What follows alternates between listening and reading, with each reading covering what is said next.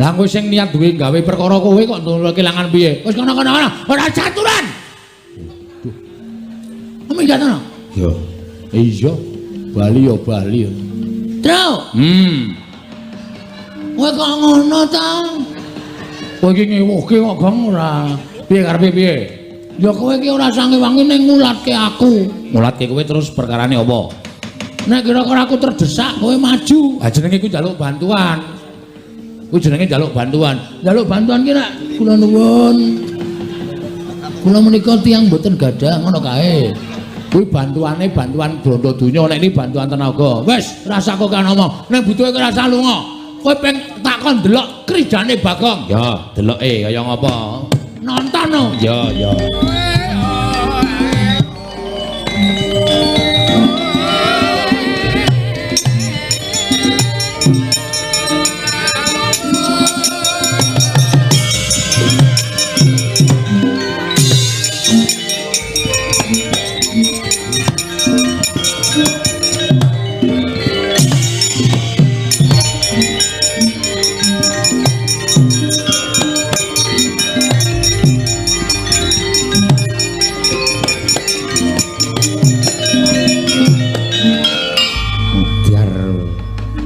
Sing teko ora mung siji ning loro sisan. Iki kok ora kaya biasane ta iki?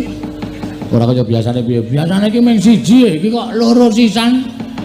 Ha wis kuwi bejamu tandang ngono. Wis ge omong-omongan. Ora lunga lho, ora. Bagong. Nggih, Ndara. Ndara Kartomarma. Iya. Sing wingking Ndara Satama. Iya, Bagong.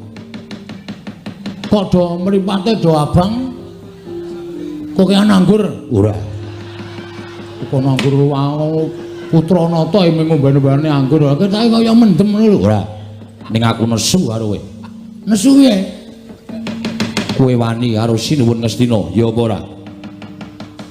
Kowe Sinuwun, kowe wani karo Sinuwun Prabu Duryudana padha karo kowe ngias karo wong Ngastina, padha karo ngilani karo wong Ngastina.